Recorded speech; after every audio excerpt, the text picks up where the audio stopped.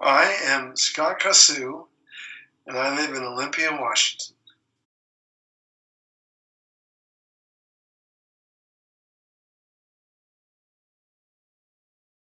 My primary instrument is the piano.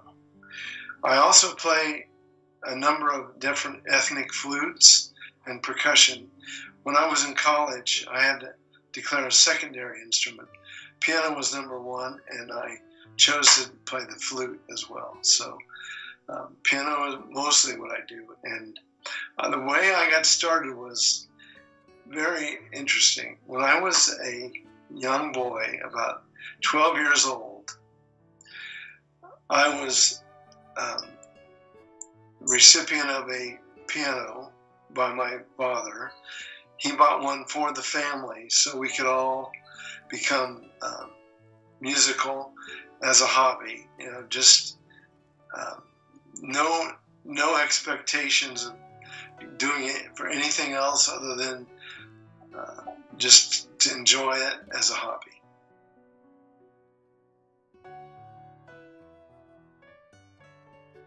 That's a fantastic question because you're correct. I was making that first recording to document my influences of my musical world, which were vast. Here's the reason that recording came about.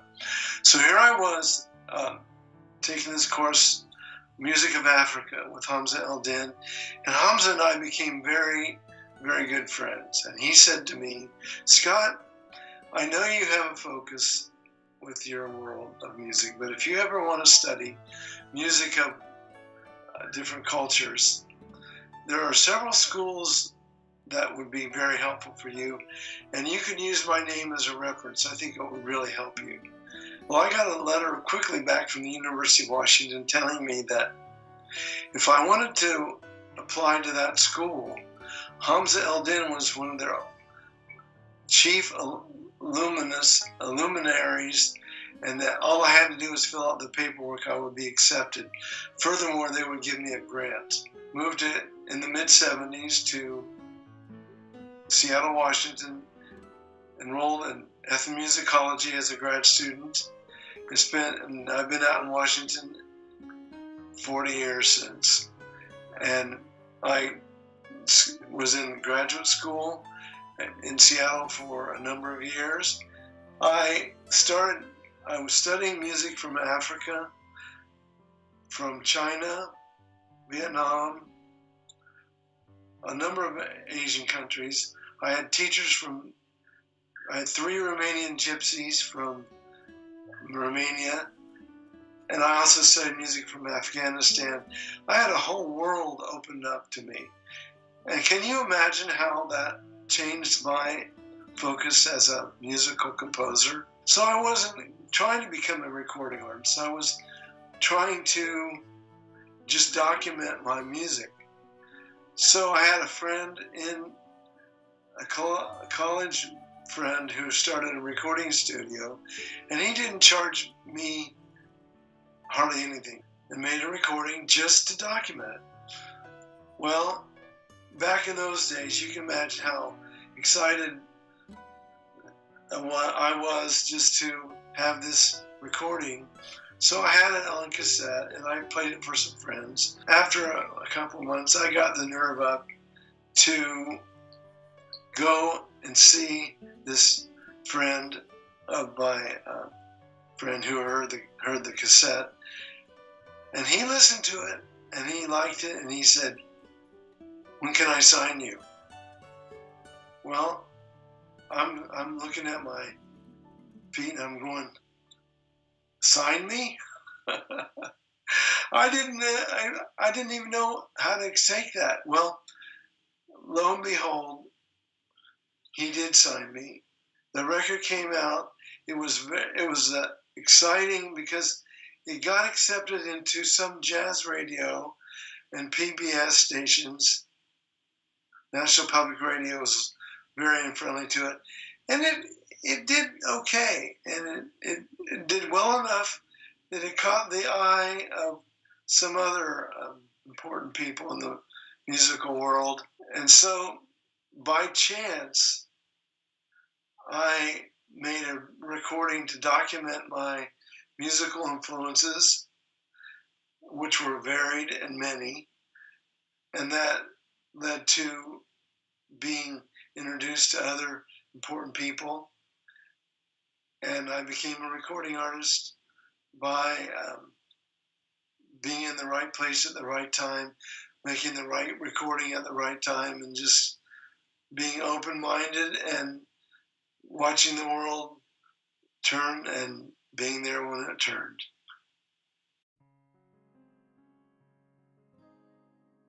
Well, yes and no. My daughter and my son are musical. They're quite musical, but they did not get, you know, that fire I was referring to a little bit ago. Very few people get that fire. I think it's a fire that you can't expect to get. I think it has to happen innocently, and like they haven't caught the fire. They're musical and they're talented, but it's a hobby. It's not something that's passionate. For me, it's never been anything but that since I was 17, 18 years old. And of course, it's just only gotten swelling in more forms of passion.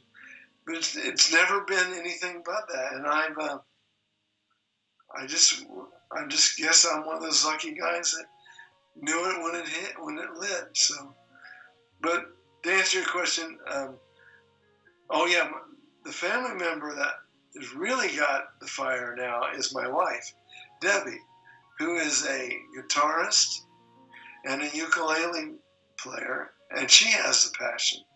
So it's been late. She didn't start till within the last few years, but she has the passion, and she really likes doing it. So yeah, the answer is there is a family member, my wife Debbie.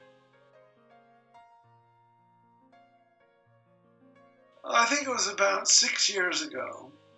I was talking with a booking agent out of Phoenix, and she was trying to come up with some artists for this festival called the Sonoma Wine and Jazz Festival, and she knew the promoter, and he was a big fan of mine from my Windham Hill recordings, and he said I was one of his favorite Windham Hill artists, and he would be glad to have me be a part of the festival. So I was added to the festival as one of the main stage performers. Well, when I got there to the festival, there were a number of other entertainers that were playing on small stages, and one of them was a flute quartet. And you remember I told you flute was my secondary instrument. So I was captured, and I went, wow, listen to those flutes. Well, Sherry was playing in that flute quartet, and she was playing alto and bass flute. And I really liked bass flute because I had been performing with a bass flutist in Washington State for a number of years. So I befriended her, and we started speaking. We exchanged contact information and some recordings. And, we were very admiring of each other, and she told me how much she enjoyed my performing and my music, and I enjoyed her flute quartet. So we stayed in touch over the last remained next 2 to 3 years. We're friendly, but nothing more than good friends. And then one day, I talked to her and I said, you know, I had this new recording that I'd like to release, and it's a number of my new compositions with some re-recordings of some of my most well-respected Windham Hill recordings. So I and the composer, so I re-recorded 7 of those compositions from some of my best recordings of the 80s of Windham Hill, along with 5 new pieces in a recording called Safe in Your Arms. And I asked Sherry if she would be interested in releasing it on her label. And she listened to it and she said she would be very honored to do it. So it was a natural evolution, friends becoming friendlier. And then when I told her, and she had a lot of respect for the Windham Hill label and for what I did in that. So it was a natural evolution, and we really didn't have to try any psychological tactics. We just said, here's the music. Would you like it? She said, yep. When would you like to release it? And we did it. That is a fantastic question. My experience with that label was nothing but genuinely warm. Here's how it all started. When George Winston, the great pianist that started off with the label in 1980, George and I had met at a concert where Will and George and I were playing together in Portland, Oregon, at a really nice concert venue. And here's the funny but true statement. George was not even well known at the time. His first recording, Autumn, which came out at that time, was just getting known. So George and Al and Will and I were all kind of equally getting known. Well, George and I became really friendly with each other. And I don't know whether you knew this, but Will Ackerman was a very, very, very fine carpenter and business and building contractor. And his name of his company was Windham Hill Builders and Records.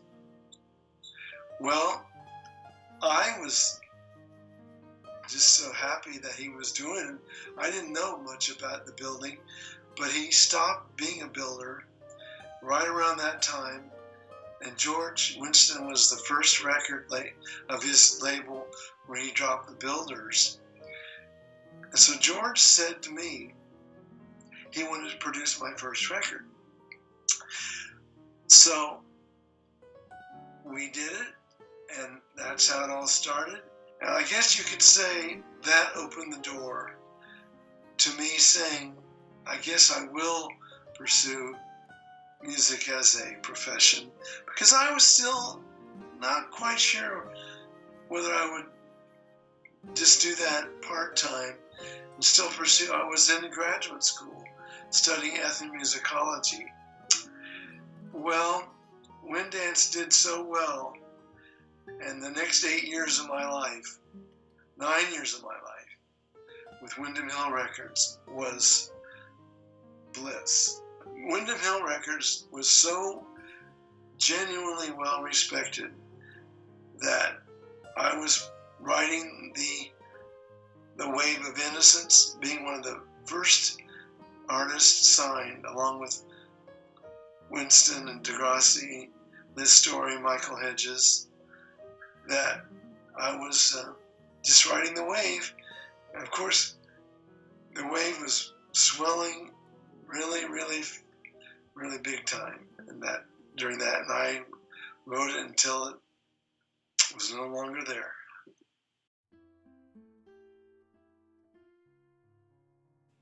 The genre has been really, really well respected from its inception. There was I think in the 80s it was pretty innocent, and it was used as a healing music with massage and tai chi and emotional needs for meditation and calmness, which meant basically that the music really was very healing. And you remember back in the 70s, there's only 3 or 4 or 5 artists that were doing this before it was even called New Age. Paul Horn, Andreas Vollenweider, Leo Kaki. It was very small genre. Well,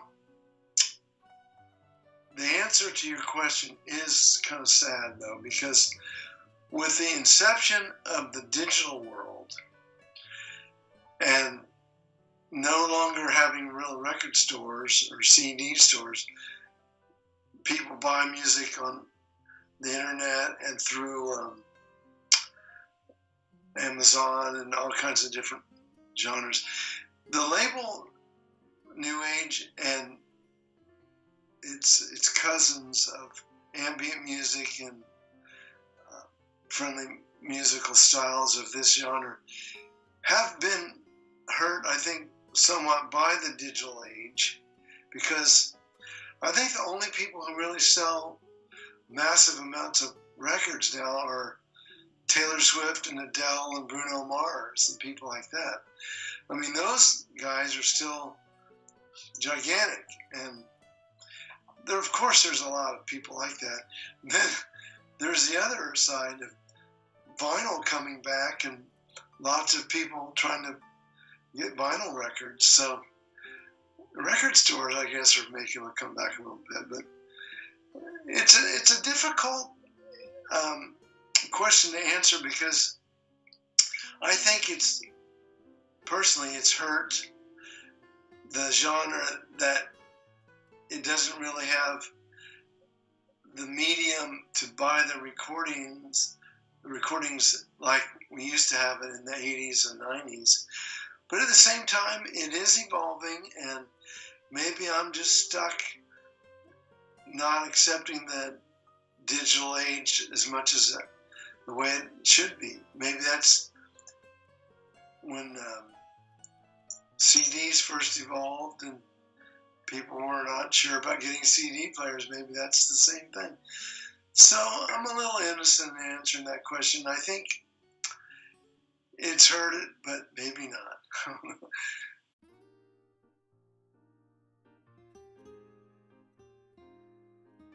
Okay, I have 2 parts to answer this question. One is the humorous part, and one is the very serious part. I'll start with the humorous part, because it was such a traumatic brain injury. I had lost a lot of my memory, and I did not have much of a chance of survival. Well, the good news is I had extremely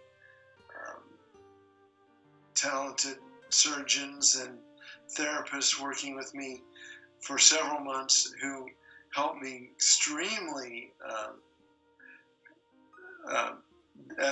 help through extremely difficult times to nurture me back to musical health.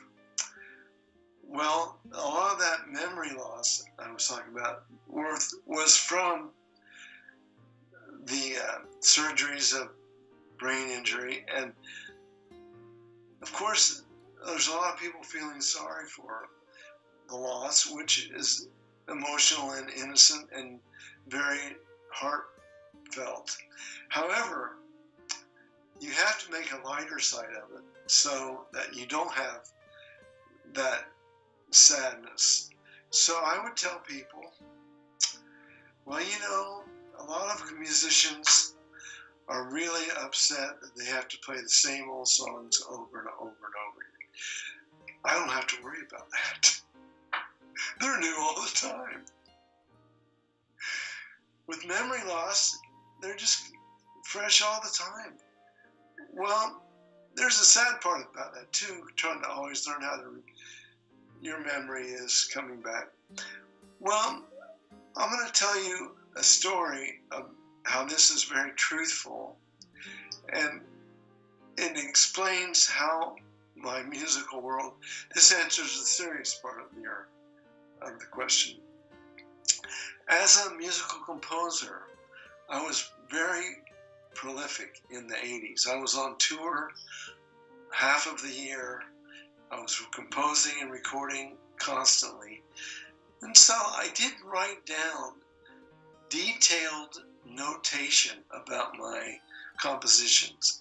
I wrote notes, which is what a lot of jazz composers, classical composers do to retain the innocence, but the motifs of their compositions. So you could go back to it and look at those notes and those sketches, and they would make total sense to you, and you can continue and elaborate on the composition and document it the way it should be.